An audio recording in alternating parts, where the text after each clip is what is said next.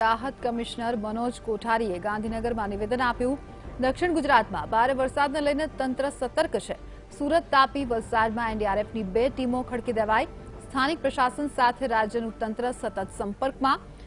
ઉમરગામમાં વરસાદને લઈને 90 જેટલા લોકોનું સ્થળાંતર કરવામાં આવ્યું। દક્ષિણ ગુજરાતમાં હાલ સ્થિતિ સામાન્ય બની છે।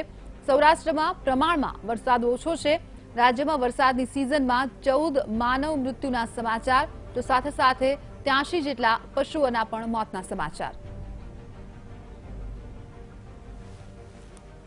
દક્ષિણ ગુજરાતમાં જે વરસાદની પરિસ્થિતિ છે અને ભારે વરસાદની આગાહી છે તે અનુસંધાને એનડીઆરએફની ટીમો પણ તાપી, સુરત અને વલસાડ ખાતે તૈયાર રાખવામાં આવી છે, જેથી એવી કોઈ પણ જરૂરિયાત ઊભી થાય તો તે પરિસ્થિતિને પહોંચી વળવા માટે આપણે સક્ષમ રહીએ। ચોક્કસ ગયા વર્ષની સરખામણીમાં આ વર્ષે વરસાદ ઓછો છે, પરંતુ અત્યારે જે આગાહી છે અને જે પ્રમાણે આઈએમડી કહે છે તે પ્રમાણે આગામી દિવસોમાં વરસાદ પડવાની શક્યતાઓ છે।